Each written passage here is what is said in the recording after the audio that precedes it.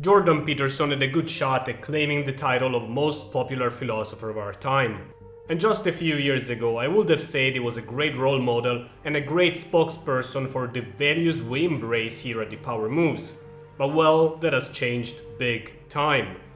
We've seen a major shift in Peterson's focus and personality. He moved away from self-development and delved deeper into partisan politics. Today we have a perennially outraged drama queen, an ultra-conservative zealot, and most recently, worst of all, even a cruel war advocate. So how did this all happen? How did we go from uplifting and bipartisan to rabid paranoia? Well, we'll advance 4 different and non-mutually exclusive theories, and watch until the end for the most surprising one.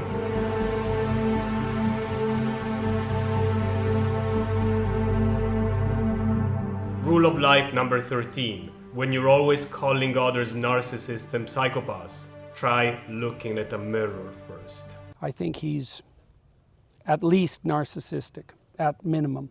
Narcissists can fool naive women. That's why narcissists propagate, by the way. Canadians have a very difficult choice to make. They can either wake up and realize that under the jurisdiction of this preposterous narcissist. Our first explanation is that JP was always the same, but he just hid it well.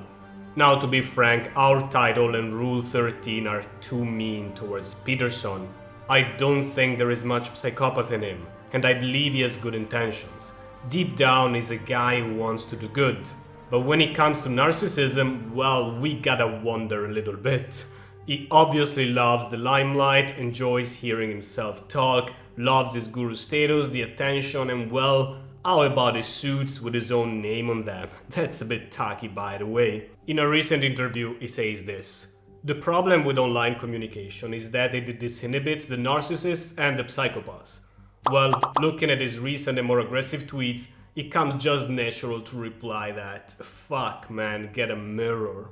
In that mirror you may not find a full-blown dark triad, but you may at least see some worrying signs. If we wanted to psychologize, we can also speculate that Jordan Peterson's current anger and aggression are a sort of psychological reactance to his emotional fragility. So I wouldn't change that. But it's not nothing. And it's certainly not just happiness. And his latent depression and existential angst were always aching for a mission to find meaning or to even escape. Well, he found his mission now in the conservative cause. Speaking of which, and this is the safest to say, Peterson always was a deeply conservative and deeply religious man. We say that on The Power Moves before he officially joined the Daily Wire, and it wasn't us who were particularly observant, but it was just obvious to many. Along the same vein, he was also a Western patriot of sorts, especially for the Anglo-Saxon part of the West, and a Judeo-Christian apologist. That eventually came out in the open once he joined Ben Shapiro's openly conservative network. Which leads us to our next point.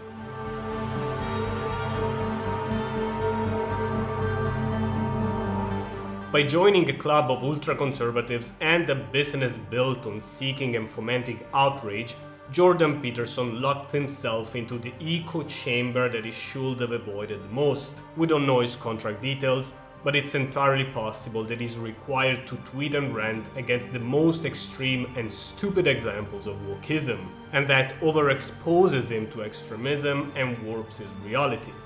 Because, man, try this, go outside, talk to many people, and you will find a lot more normal people than woke extremists. You will see that most people just want normal people stuff. Men want to get laid or find a girlfriend, some girls just want to have fun, and some others want to find a great man. Unemployed people want a job, employed people want to advance their career, people with a house want to pay their mortgage, and you know, just a lot of normal people with their daily life struggles and dreams and hopes. But listen to JP today and you get the feel that everyone is coaxing children into changing sex, exterminating humanity, or imposing some dystopian world order. And if that sounds like a conspiracy theory starter pack, yeah, welcome to present day JP. In the face of such mandatory privations and manipulations, It's obvious that the last thing our tyrannical, idiot, panicked, virtue-signaling governments should be doing is directing their demented attention toward regulating what people serve at their tables. Stuff like that is quite embarrassing to hear. A man I formally endorsed now talking nonsense on a topic he has zero expertise on. Quick advice, by the way, the golden rule of not talking out of your ass is stick to your expertise. For you, that ain't food and nutrition, Jordan. Brian, let me handle this. Scusi, babidi-boopy? Che cosa? Peter, what are you doing? Speaking Italian. Babidi-boopy? Babidi-boopity-babidi-babidi. Peter, you can't speak Italian just because you have a mustache. Boopity-bapa. The upside for Jordan Peterson is that there is an endless stream of people ready to follow any conspiracy theory guru, which leads us to our next point. Money and power grabbing. Jordan Peterson always loved money and made no mystery of it. I'm an evil capitalist. I don't make any bones about it. Now he seems to indulge in it with fewer and fewer morals, though. When you're wealthy, and by your own admission, getting even wealthier, you are making a lot of money Yes, out of this. I certainly am. They made me a great deal financially. I gotta wonder, what's the point of launching a GoFundMe campaign to fight the legal battles that you decided to pick?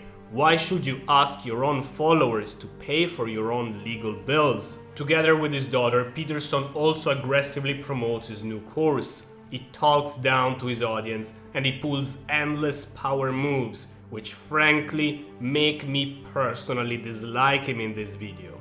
And in my opinion, he also comes across like a snake oil salesman. It's like, come on man, how can you say that your course is better than any accredited university to find work? That sounds like total bullshit. Those are very valuable for any employer with a clue. So I think we can just skip the accreditation process and go right to the employers. And we might be able to change the education system. That's funny. It's weird. Which leads us to our last point.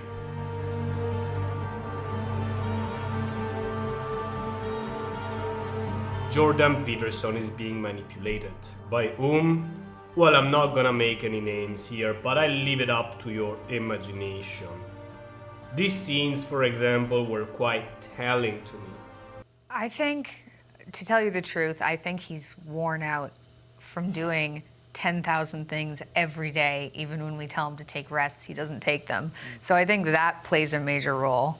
But also the way our lives have changed has been overwhelming. So when he says he's overwhelmed all the time, I think that that's accurate.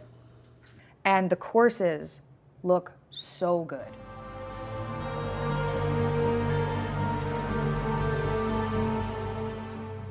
One last note must go to Peterson's recent takes on the Palestine war. My belief is that a humanist should always take a super-partist view on most wars. Most of all, obviously, a humanist will always avoid inciting and cheering for destruction. In simpler words, man, you can't just write shit like give them hell. It's just cruel, dishuman, and ugly as fuck. And I'm admittedly and purposefully going to go for an emotional appeal now. This is war, man. This is war. Look at it. Warmongers are enemies of humanity. The only answer to warmongers is a heartfelt fuck you. So overall, it was a bit unsettling to see what we see as Peterson's descent into darkness. If it happened to a smart man like Peterson, it can happen to many more. And this is one more reason to always be careful and double check ourselves. Finally, Jordan, this message is for you. You're a great man. The world needs you and you're a genius. And that's best served with a more political, more balanced approach. I think you have it in you to swing back towards a more center stance.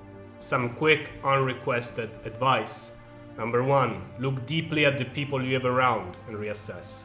Number 2, spend less time on social media and more in real life.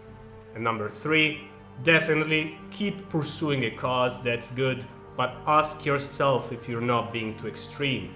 Whatever cause you pick, Ask yourself if you can add more value while building more bridges and dialoguing more. We don't need more extremists. We need more balanced leaders. You can be one of them. In any case, whatever we said in this video, it will not cancel the much good you've done. Thank you for it, wishing you the best, and if we can get more of that old Jordan Peterson going forward, even better.